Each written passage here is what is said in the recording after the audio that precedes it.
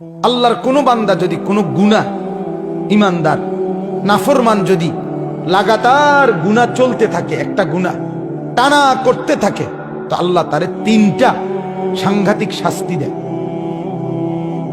কথা বুঝছেননি আমার? মানে একটা হলো আমার গুনাহ হয়ে গেছে, আমি ছেড়ে দিছি, আবার সাথে সাথে ভুল হয়ে গেছে। আরেকটা হলো গুনাহই আমার জিন্দেগি, আমি গুনাহটাকে, আল্লাহর এই নাফরমানিটাকে আমার জীবনের সাথে মিশিয়ে ফেলছি। এটাই আমার ধারাবাহিক 10 বছর, 5 বছর, 20 বছর, 6 মাস আমি একই রকম নাফরমানি করছি।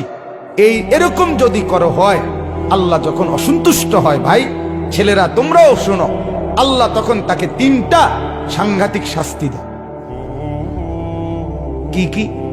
1 নাম্বার, আদাল্লাহুল্লাহ, আল্লাহ তখন নিজে নারাজ হয়ে আল্লাহই তাকে পথভ্রষ্ট, গোমরা করে দেয়। যা, ঠিক আছে বান্দা, আজ 6 মাস আমাকে মনে পড়লো না, আজ 6 বছর আমাকে মনে পড়লো না, আজ 20 বছর এক টানা এই গুনাহ করছো, ছাড়তে পারলা না, ঠিক আছে, লম্বা সময় আজকে আমি সিদ্ধান্ত নিলাম, তুমি বান্দা, আদাল্লাহুল্লাহ, আমি তোমাকে গোমরা করে দিলাম, জান্নাতের রাস্তা থেকে সরায় দিলাম, যা নাফরমান, এবার তুই যেদিকে মন চায় যা। এটা আল্লাহ করে। 2, ও খাতামা আলা সামঈহি ওয়া কলবি, কোরআনের আয়াত।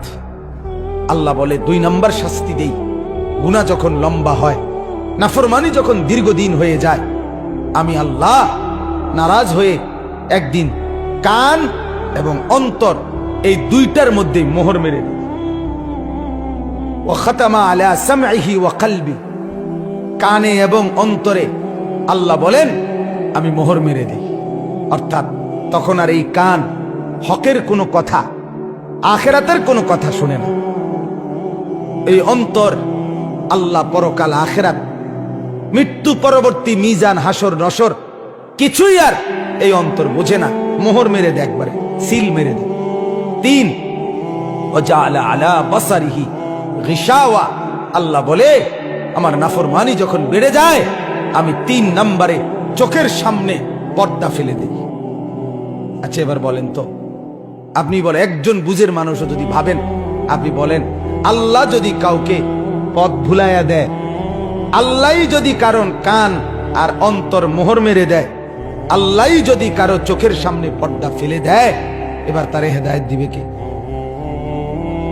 বলো না ভাই, তোমারে এবার আলোর পথ দেখাবে কে? তোমারে এবার জাহান্নাম থেকে বাঁচাবে কে? এই ঠিক এই কথাটাই আল্লাহ কোরআনে বলছে। এরপরে কথা এটাই, ফামান ইয়াহদিহি মিন বাদিল্লাহ, রব্বুল আলামিন বলে, বন্ধু আমি যাকে গোমরা করে দিলাম, আমি যার কান আর অন্তর মোহর মেরে দিলাম, আমি যার চোখের উপরে পর্দা ফেলে দিলাম, এবার বন্ধু বলেন তো, ফামান ইয়াহদিহি মিন বাদিল্লাহ, আমি আল্লাহকে বাদ দিয়ে বলেন তো এই নাফরমানকে হেদায়েত কে দিবে? কে দিবে? আর কোত্থেকে আলো পাবে? দুনিয়া তো চলবে বাপ। আপনি এবার বলেন, আমি রাগ করে নাই, বুঝার জন্য বলি, আজকে যার বয়স 60 বছর, 50 বছর যে মুরব্বীর বয়স, এবড়া এখনো বিড়ি খায়, আপনি মনে করেন তো এবড়ার এই নাফরমানিটা যে কতদিন ধরে? কথাটা বলেন, 60 বছর 50 বছর ধরে লাগাতার আপনি একই রকম বিড়ি খেয়ে যেতেছেন, সিগারেট খাইতেছেন। আজকে 30 বছর আপনি একই রকম চা দোকানে বসে টেলিভিশন নর্তকীর নাচ দেখেন, কথায় কথায় গালি দেন। আপনি বলেন তো চাচা, আপনার গন্তব্য কোন দিকে যাচ্ছে? বলেন, গুনাহ কত লম্বা হয়েছে বলেন তো? আজকে 20 বছর মনে করেন যার ঘরে রঙিন টেলিভিশন চলে, একই রকমে প্রতিদিন স্ত্রী ছেলে মেয়ে নাচ গান সিনেমা নাটক দৃশ্য উলঙ্গ পনা দেখে, এই ঘরের হালাতটা কি মনে হয়? কত গুনাহ কত বছর কথা বোঝেন নাই আমার? 20 বছরও আপনার গুনাহটা ছাড়বার কথা মনে হইল না। এটা যে এত বড় গুনাহ, এর দূর বিবেকে আসলো না। আপনার পরিণতিটা কি কি মনে হয়? কি মনে হয়? আজ 30 বছর বাজারে ব্যবসা করে, 10 বছর ব্যবসা করে, প্রত্যেক দিন ওনার ব্যবসা একই জিনিস ওজনে কম দেয়, ঠকায়, মিথ্যা বলে, ধোকা দেয়। আপনি বলেন তো ওনার পরিণতিটা কোন দিকে যাচ্ছে? বুঝাইতে পারলাম কিনা? ছেলেরা, বাপ, তোমরা এবার বলো, আজ 6 মাস মনে করো, 6 মাস বা 1 বছর তুমি কোনোদিন ফজরের নামাজ একদিনও পড়লা না, তুমি জানো না ফজরের নামাজ কখন পড়ে, কয়টায় পড়ে। বলো না ভাইয়া, তোমার জিন্দেগি কোন দিকে যাচ্ছে? যদি এমন হয় একদিন আর মনে না পড়ে তুমি মুসলমান, কি হবে তোমার? দুনিয়া দুনিয়া চলবে, বাপ, বাত আটকাইবে না, খানা দানা বন্ধ হবে না, বিয়ে শাদিও বন্ধ হবে না, বাচ্চা কাচ্চাও হইব, পেশাব পায়খানাও চলব, ঘুমও আসবে। আখেরাত এগুলো তো আল্লাহ তাআলা, বাপ, এগুলো তো আল্লাহ কুত্তারও দেন। কুত্তাও তো খায়, কুত্তাও তো ঘুমায়, কুত্তাও তো পেশাব পায়খানা করে, কুত্তারও যৌন চাহিদা পূরণ হয়, কুত্তারও বাচ্চা কাচ্চা হয়, হয় না?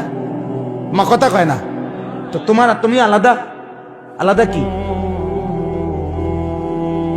বলো ভাইয়া? হ্যাঁ, এই জন্য বাপ, একজন হলে একজনই ভাবো, একজনই ভাবো, সবাই ভাববে না। আল্লাহ কোরআনেই বলছে অধিকাংশ গাফেল, অধিকাংশ গাফেলই থাকবে। ইবলিস আল্লাহকে বলছে, আল্লাহ আমারে তাড়াইয়া দিলেন, যাইতেছি গা, তবে মনে রাখেন আপনার বান্দার ডানে বামে সামনে পিছনে চতুর্দিক থেকে আমি গুনার কুমন্ত্রণা তাকে দেব, ফলে আপনার বেশিরভাগ বান্দা আপনার অনুগত পাবেন না। ওয়ালা তাজিদু আকসারাহুম শাকিরিন, বেশিরভাগ পাবেন না। এটা আগের কথা, আল্লাহ কাছে ইবলিস বলে রাখছে। কিন্তু একজনই ভাবেন। আপনি বলেন না আপনার ছেলের গতি কোন দিকে? আমি কিছুদিন আগে চাচা এক জায়গায় মাহফিলে গেছি, এক জেলায়, আমি নাম বলতেছি না। ওনাদের বাবা, কথা শুনেন, 6 সন্তান, ওনাদের বাবা ওই জেলার শ্রেষ্ঠ আলেম ছিলেন, বড় মাদ্রাসার প্রতিষ্ঠাতা। ওই মাদ্রাসার মাহফিলে গেছি, 6 ছেলেই লন্ডন থাকে, তার মধ্যে 4 জন দেশে আসছে ওই মাহফিল উপলক্ষে। 4 জনের চেহারার দিকে আমি তাকাইয়া দেখলাম, একজনের চেহারা তো ন্যূনতম কোনো দাড়ি নেই, এবং শার্ট প্যান্ট এভাবে পরা, আজ মাহফিল উপলক্ষে মনে হয় যেন নতুন করে শেভ করছে, স্পেশাল শেভ দিছে। কথা বুঝছেন? আহা, আপনি বলেন তো, আপনি ভাবেন তো, এই বাবার ছেলেরা যদি এভাবে ইসলাম ভুলে যায়, এদের সন্তান, কথা বুঝেন নাই আমার, এদের পরবর্তী জেনারেশন, এর পরের জেনারেশন আর চিনবে ইসলাম? 50 বছর পরে কি হইতে পারে? ছেলেরা এবার তোমরাও বলো ভাই, আমার অনুরোধ ভাই, আমি খুব বেশি আহাজারি করি, তোমরা এই ছেলেরা তোমরা বলো, তোমরা যদি জীবন এমন হয়, তোমাদের এই বয়সে তোমরা যদি সারা দিন মোবাইলেই ছবি দেখো, নাচ দেখো, গান দেখো, সিনেমা দেখো, নর্তকী দেখো, এক ওয়াক্ত নামাজ পড়তে যদি মন না চায়, তো তোমার সামনে যে জেনারেশন আসবে, আমি যেমন আমার বাবার ছেলে, আমারও তো এখন 4টা ছেলে মেয়ে, কথা বলেন না কেন? তো তোমার সামনে তো চিরেই আগামী 20 বছর পরে, আগামী 30 বছর পরে তোমরাও ছেলেরা, তোমাদেরও তো জেনারেশন আসবে। আল্লাহ চাহে তো তোমরাও তো বিয়ে করবে, তোমরাও তো ইনশাআল্লাহ সন্তানের বাবা হবে। তুমি ভাবো তো, তোমার আখলাক যদি এমন হয়, তো তোমার সন্তানটা কি করবে তখন? তুমি বাবা হয়ে যদি কোনদিন ফজরের নামাজে না পড়ো, ও তো চিনবেই না নামাজ, ও তো আখেরাত চিনবেই না, ও তো পরকাল চিনবেই না, ও তো আল্লাহ চিনবেই না।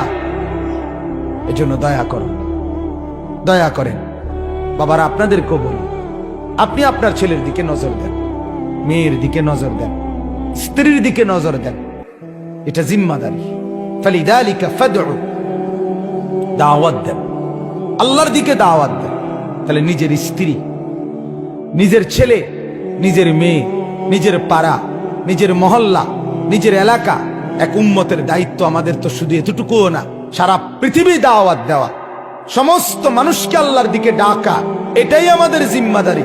সেই ব্যাপক দায়িত্ব আমাদের, সেখানে আমরা কিছুই না করলে আল্লাহর কাছে কি জবাব দিব বলে? এজন্য দয়া করে প্রত্যেকের কাছে অনুরোধ, আপনারা প্রত্যেকেই দাওয়াত ও তাবলীগের মেহনতে আল্লাহর রাস্তায়, আবারও এই গ্রামে প্রচুর দাওয়াত ও তাবলীগের মেহনত চলছে, বিগত দিনের ইতিহাস এটা।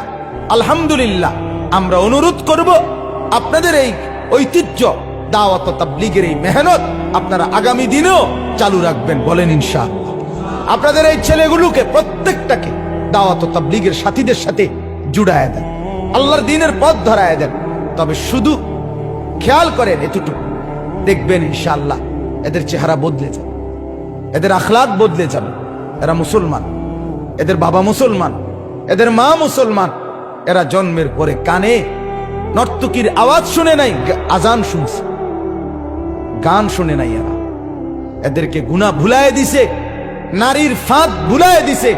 ইনশাআল্লাহ ধুয়ে মুছে সাফ করে দিলে দিল আবার স্বচ্ছ আয়নার মতো পরিষ্কার হবে, আল্লাহর জন্য জান বাজি করে লড়বে ইনশাআল্লাহ। লড়বে এই ছেলেরাই লড়বে, এই ছেলেরাই লড়বে। সারা দেশ জুড়ে আলহামদুলিল্লাহ মুসলমানের অগণিত যুবক আল্লাহর দ্বীনের জন্য এগিয়ে আসতেছে, বলেন আলহামদুলিল্লাহ।